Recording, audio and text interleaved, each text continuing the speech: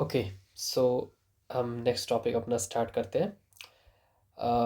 इस टॉपिक में हम ये देखेंगे कि आपके जो इर्रेशनल नंबर्स हैं, ठीक है, irrational numbers and proof by contradiction, ठीक है, कि इर्रेशनल नंबर्स जो होते हैं वो क्या होते हैं।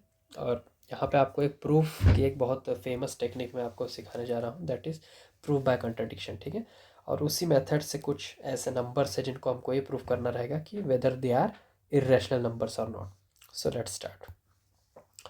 देखिए, सबसे पहले हम एक थ्योरम देखते हैं, और थ्योरम ये कहती है कि let P be a prime number, ठीक है। अगर पी एक प्राइम नंबर है and if P divides A square, ठीक है, अगर पी किसको डिवाइड कर रहा है, ए स्क्वायर, ए स्क्वायर है कोई एक नंबर है ए, उसका स्क्वायर, देन पी डिवाइड ए, पी जो है ए को डिवाइड कर रहा है, ए इज यहाँ पे पॉजिटिव नंबर, ठीक है।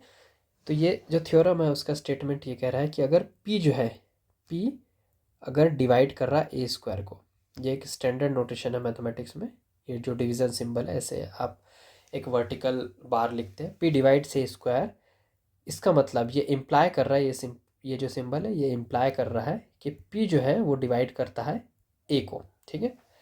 अब ये हमको प्रूफ करना है।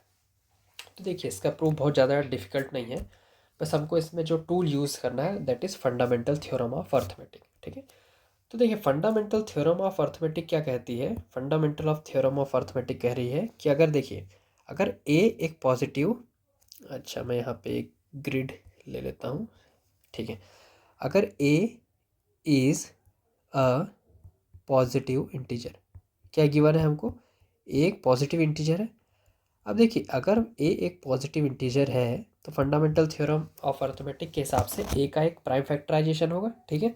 So by the fundamental theorem of arithmetic, fundamental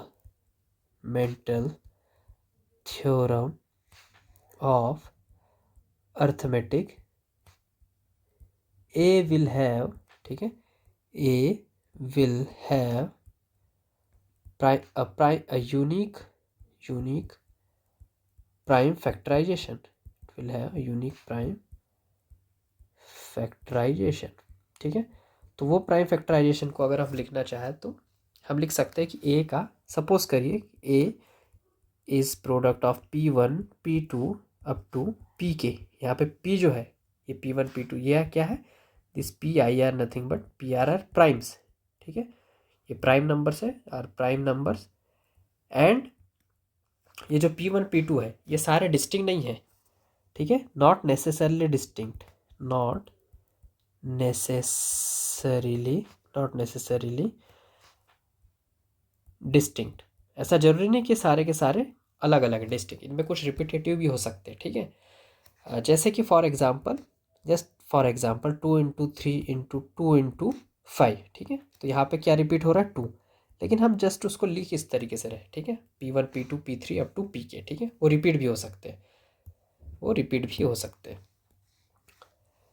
अब देखिए, अगर ये प्राइम फैक्टराइजेशन ए का है, ठीक है, तो हमारा जो स्टेटमेंट है वो कहता है कि अगर पी एक प्राइम नंबर है और पी ए स्क्वायर को डिवाइड कर रहा है, तो ए स्क्वायर का, ए स्क्वायर हम कैसे लिखेंगे, अगर ये ए है तो ए स्क्वायर मतलब A multiplied by A itself, तो it will be P1 P2 up to P K, और again it will be multiplied by P1 P2 up to P K, so this is the value of P A square.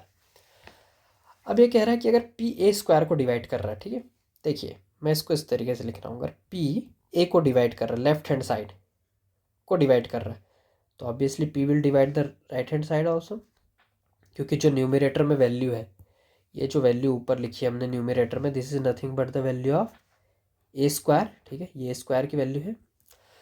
अब आप बताइए, अगर complete division possible है left hand side में, तो right hand side में भी कंप्लीट डिवीजन पॉसिबल होगा। अच्छा, इसको एक एग्जांपल से समझते हैं।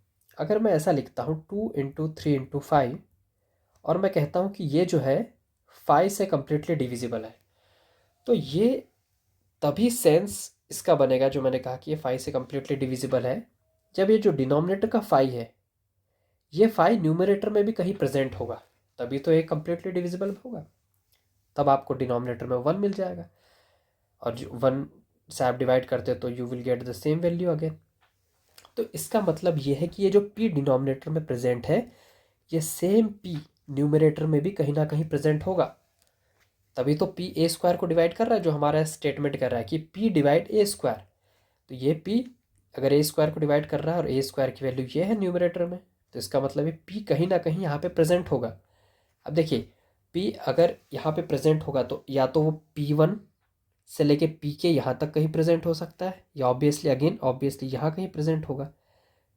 और बिकॉज जो नंबर है वो रिपीट कर रहा है, अपने आप को रिपीट कर रहा है, तो इसका मतलब या तो यहाँ पे है और ऑब्वियसली वो यहाँ पे भी होगा, क्योंकि बिकॉज ये जो प्राइम है वो रिपीटेशन में है। तो इसका मतलब क्या है? इसका मतलब ये है कि आपका जो P1 P2 up to Pk है, इसी में कहीं ना कहीं आपका P भी इनबिल्ट है, ठीक है, ये छुपा हुआ है। इसी में से कोई एक, ये P1 P2 जो इनके नाम है, इनमें से कोई एक है आपका P, ठीक है। और अगर इनमें से एक P1 P2 Pk इनमें से एक प्राइम नंबर अपना P है, तो इसका मतलब क्या हुआ कि वो इस नंबर को डिवाइड कर रहा है। दिस इम्प्लाइज व्हाट, जो P है P divides your A, because A is nothing but the product of all these primes and one such prime is P, तो उसका फैक्टर हो गया। और अगर वो फैक्टर होता तो हम जानते हैं कि P क्या करेगा, A को डिवाइड करेगा। तो ये एक आपका प्रूफ होगा कि if P is a prime number and P divides A square then P divide A। हो सकता है आपको इसको सुनने में ऐसा लग रहा होगा कि ये प्राइम यहाँ पे क्या ये सिर्फ प्राइम के लिए ही ट्रू है, क्या ऐसा नहीं हो सकता कि ये जो प्राइम नंबर नहीं होते उसके लिए भी स्टेटमेंट ट्रू है? तो उसके लिए स्टेटमेंट ट्रू नहीं है। मैं आपको एक एग्जांपल बताता हूँ इसका एक एग्जांपल है, देखिए ये स्टेटमेंट नॉन प्राइम नंबर के लिए ट्रू नहीं है। देखिए 4 डिवाइड करता है 6 स्क्वायर को, because 6 square is 36 and 4 divide 36, 4 9 जा 36। बट क्या 4 6 को डिवाइड करता है? क्या नहीं करता डिवाइड, ठीक है, बिकॉज यहाँ पे 4 प्राइम नहीं है, it is not a prime, it is a composite number, it is not a prime, it is a composite number, it is a composite number। so ये जो फीचर है या ये जो विशेषता आप कहना चाहेंगे, ये विशेषता सिर्फ प्राइम नंबर की ही होती है कि अगर प्राइम नंबर किसी नंबर के स्क्वायर को डिवाइड करते हैं तो कंपलसरी है कि वो नंबर को डिवाइड करेंगे, ठीक है। नॉन प्राइम नंबर या फिर कंपोजिट नंबर में आपको ये नहीं मिलेगा। इसका एग्जांपल हमने देखा कि 4 6 स्क्वायर को डिवाइड करता है लेकिन 4 6 को डिवाइड नहीं करता। अब इसके बाद हम ये देखते हैं कि प्रूफ बाय कॉन्ट्रडिक्शन मेथड, जो हम अगली एक्सरसाइज में यूज़ करेंगे, और इस पूरे सबसेक्शन में आपको ये यूज़ करना पड़ेगा। ये बहुत स्टैंडर्ड मेथड है। This method of proof by contradiction is a very standard method to prove any number is irrational number. तो इस मेथड के लिए आप पहले इसका एक लॉजिक समझ लीजिए, जो मैथमेटिक्स में पूरा एक वेल एस्टेब्लिश सिस्टम है, लॉजिक सिस्टम कहते हैं हम जिसको, एक पूरी एक सेपरेट ब्रांच है मैथमेटिक्स की। तो हम ये कह रहे हैं कि in mathematics a true statement can never imply a false statement और अ कंट्रडिक्शन। इसका मतलब है कि अगर कोई ट्रू स्टेटमेंट है मैथमेटिक्स का, जैसे मैं ऐसा लिखता हूँ, एक ट्रू स्टेटमेंट है, उसकी वैल्यू समझ लीजिए आप A is a true statement, और बी सपोज करिए एक फॉल्स स्टेटमेंट है, ठीक है, एक फॉल्स स्टेटमेंट। तो आप किसी भी मैथमेटिकल स्टेप को यूज़ करके ए से बी तक नहीं पहुंच सकते, क्योंकि मैथ्स में कभी भी कोई ट्रू स्टेटमेंट किसी फॉल्स स्टेटमेंट को इम्प्लाई नहीं करता। एक ट्रू स्टेटमेंट कभी भी एक फॉल्स स्टेटमेंट को इम्प्लाई नहीं करता। या फिर एक कंट्रडिक्शन, सपोज करिए कि आपने कोई स्टेप अज्यूम करी, सपोज आपने ए अज्यूम करा, ए की हेल्प से आप बी तक पहुंच गए, बी की हेल्प से आप सी तक पहुंच गए, लेकिन अगर आप उसको करते करते कोई एक ऐसी स्टेप पे पहुंच गए जो अपने आप में कंट्रडिक्शन है, तो इसका मतलब यह है कि जो ए था, ए आपका कभी ट्रू स्टेटमेंट था ही नहीं, ठीक है, ए कभी आपका ट्रू स्टेटमेंट था ही नहीं, क्योंकि in mathematics a true statement can never imply a false statement. एक लॉजिक भी है, आप इसको अगर फिलोसॉफिकल वे में देखें तो जो आप हम जो कर्म का सिद्धांत कहते हैं, ठीक है, ये कुछ उसी तरह का है। कर्म का सिद्धांत क्या कहते हैं कि अगर आप किसी, है ना, अच्छे कर्म को करते हुए कभी आप बुरे फल पे कभी नहीं पहुंच सकते, ठीक है। अगर आप किसी बुरे परिणाम या बुरे फल तक पहुंचे, इसका मतलब ये है कि आपका जो कर्म था वो अच्छा नहीं था इन द फर्स्ट प्लेस, ठीक है। तो ये प्रूफ बाय कंट्रडिक्शन मेथड कुछ इसी तरीके से काम करती है। अब हम इस एग्जाम्पल की हेल्प से देखेंगे कि ये जो लॉजिक है इसको हम कैसे इस प्रूफ में यूटिलाइज करते हैं। तो देखिए, ये बहुत स्टैंडर्ड जो टेक्निक मैं आपको बता रहा हूँ, बहुत स्टैंडर्ड टेक्निक है, ठीक है। और ऑलमोस्ट सारे इस तरीके के प्रूफ में ये यूज़ होती है, ठीक है। तो हमारे पास जो क्वेश्चन है वो है कि prove that √5 is an irrational number. और ये एक्सरसाइज 1.3 का पहला क्वेश्चन है एनसीईआरटी टेक्स्ट बुक में, कि √5 को प्रूफ करना है कि एक इरेशनल नंबर है। इरेशनल नंबर हमने आपको बताया है कि जो नंबर p/q के फॉर्म में नहीं रहते। रैशनल क्या होते हैं? देखिए, रैशनल नंबर वो होते हैं that can be expressed in the form of p/q where p and q are integers, such that q जो होता है वो ज़ीरो नहीं हो सकता, because division by zero is not possible और अलाउड इन मैथमेटिक्स, ठीक है। Division by zero is not allowed. तो हमको ये प्रूफ करना है कि आप जो √5 है जिसको आप p/q की फॉर्म में नहीं लिख सकते, क्योंकि अगर देखिए, अगर आप इसको p/q की फॉर्म में लिख देंगे इसका मतलब वो एक रैशनल नंबर बन जाएगा। लेकिन हमको ये प्रूफ करना है कि वो रैशनल नंबर नहीं है, इसका मतलब हम इसको कभी इस फॉर्म में नहीं लिख सकते। तो हमारी जो टेक्निक है वो ये कहती है कि हम पहले अज्यूम करेंगे कि we will assume that √5 is a rational number. हम पहले क्या अज्यूम कर लेंगे कि जो √5 है वो एक रैशनल नंबर है। और फिर हम देखते हैं कि अगर हम इसको अज्यूम कर लेते हैं कि √5 एक रैशनल नंबर है तो उससे हम कहाँ तक पहुँच सकते हैं, ठीक है। अगर हम ये अज्यूम करते हैं तो हम कहाँ तक पहुँचते हैं, और देखते हैं अगर कहीं कंट्रडिक्शन आ गया इन बिटवीन, तो इसका मतलब हम समझ जाएंगे कि जो हमने अज्यूम करा था this assumption was not correct in the first place. क्योंकि मैंने आपको बताया कि मैथमेटिक्स में कभी भी एक ट्रू स्टेटमेंट कभी भी फॉल्स स्टेटमेंट को इम्प्लाई नहीं करता या किसी कंट्रडिक्शन को इम्प्लाई नहीं करता, ठीक है। ये एक स्टैंडर्ड नोटेशन है फॉर कंट्रडिक्शन, ठीक है। सो स्टेप बाय स्टेप मैं इस पूरे सॉल्यूशन को लिखूंगा, क्योंकि आप पहली बार इस प्रूफ को एंड ये एक्सरसाइज आपको बहुत स्टैंडर्ड एक्सरसाइज है, तो आपको इसका सॉल्यूशन कुछ इस तरीके से लिखना है, ठीक है। तो इसका सॉल्यूशन हम लिखते हैं कि we will assume that √5 is a rational number. तो अगर √5 रैशनल नंबर है तो वो क्या इम्प्लाई करता है कि आप जो √5 को किस फॉर्म में लिख सकते हैं? √5 is nothing but p/q। √5 can be written in the form of p/q where p and q are integer, और ये इंटीजर के लिए जो सिंबल है z, capital Z, black board Z, and q is not equal to zero.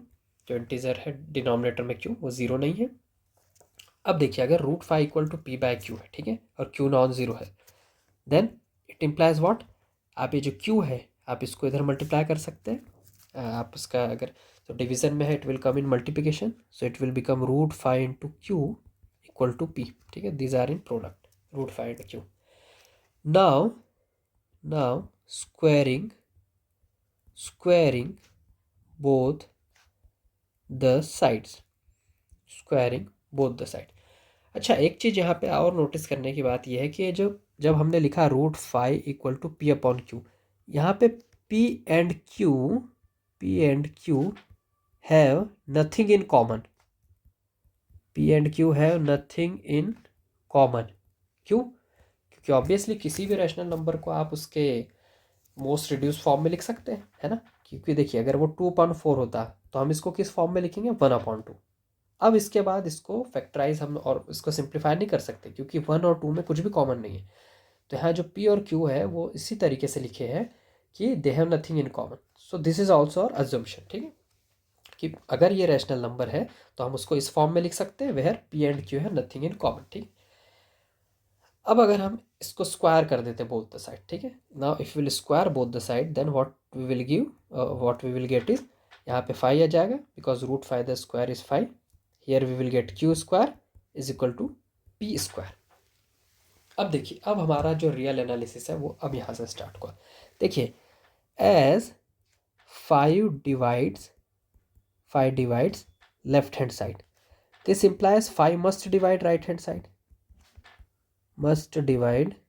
hand side, भैया obviously अगर 5 एक left hand side में मल्टीप्लिकेशन में है, ठीक है, इसका मतलब 5 जो है इसका फैक्टर है लेफ्ट हैंड साइड का, तो 5 जो है राइट हैंड साइड का भी फैक्टर होगा, ठीक है। अगर वो राइट हैंड साइड का फैक्टर है, अगर 5 जो है, इफ़ 5 डिवाइड्स पी स्क्वायर, तो अभी हमने थ्योरम में क्या प्रूफ देखा, हमने प्रूफ ये देखा क्योंकि ये 5 एक प्राइम नंबर है और अगर 5 डिवाइड कर रहा है पी स्क्वायर को, it implies that 5 divide P, it implies that 5 divide, sorry इसकी स्पेलिंग मैंने गलत लिख दी, 5 डिवाइड्स पी, ठीक है। इसका मतलब यहाँ से एक कंक्लूजन क्या निकल गया, यहाँ से कंक्लूजन निकल गया पहला कि 5 is a factor of P, ठीक है। यहाँ से हमको एक आइडिया मिल गया कि 5 is a factor of P, क्योंकि because 5 divides P square, it implies 5 is a factor of P. Now because 5 is a factor of p, it implies that p can be written as 5 times say 5 times r, where r is a integer, ठीक है। क्योंकि 5 क्या है, factor है p का, तो p को आप लिख सकते हैं 5 times r। तो अगर आप इसको 5 times r लिख के इक्वेशन 1 में सब्स्टिट्यूट करेंगे, then you will get 5q square equal to p की प्लेस पे 5r and square it, this will implies that 5q square is equal to 25r square, and now if you divide 5 both sides, then you will get 5 times r square. And now apply the same logic again. Now 5 divides right hand side here, because it is a multiple of 5. This implies that 5 divides left hand side, 5 divides left hand side, which is q square. 5 divides q square. Now again use that theorem that if prime divides q square, this implies that 5 क्या करेगा, 5 जो है divide करेगा q को, ठीक है। इसका मतलब क्या है, 5 विल डिवाइड q ऑल्सो। तो सेकंड कंक्लूजन आपके पास क्या आ गया, सेकंड कंक्लूजन ये आ गया कि 5 क्योंकि डिवाइड कर रहा है q को, इसका मतलब 5 is a factor of q, ठीक है। पहला आपके पास जो कंक्लूजन आया था वो ये था कि 5 is a factor of p, now जो है 5 is a factor of q, but ये तो एक कॉन्ट्रडिक्शन है, but this is a contradiction क्यों है, क्योंकि हमने अज्यूम करा था कि जो p और q है उसमें कुछ भी कॉमन नहीं है। देखिए कंट्रडिक्शन यहाँ पे, p and q have nothing in common. जैसे हमने अज्यूम करा था कि √5 रैशनल नंबर है, तो उसको हमने इस फॉर्म में लिखा था √5 equal to p upon q, where p and q है नथिंग इन कॉमन। लेकिन इसी चीज़ को हम जब यूटिलाइज करते तो हम एक कंक्लूजन पे आ जाते हैं कि p और q है समथिंग इन कॉमन, तो यहाँ पे एक कंट्रडिक्शन आ गया। और मैंने आपको बताया था कि कभी भी एक ट्रू स्टेटमेंट कंट्रडिक्शन को इम्प्लाई नहीं करता, तो इसका मतलब it says that our assumption is incorrect, our assumption is incorrect. और हमारा अजम्पशन क्या है कि √5 इज अ इरेशनल नंबर, ठीक है, वो इनकरेक्ट है। इसका मतलब क्या, अपोजिट होगा, इरेशनल नहीं है, तो it means that √5 can not be an irrational number. इसका मतलब यह है कि √5 जो है कि इरेशनल नंबर नहीं हो सकता, सॉरी रैशनल नंबर नहीं हो सकता, क्योंकि हमने उसको अज्यूम क्या किया था कि it is a rational number. So it means that √5 can not be a rational number, cannot be a rational number. This implies that √5 is an irrational number. √5 is an irrational number, ठीक है।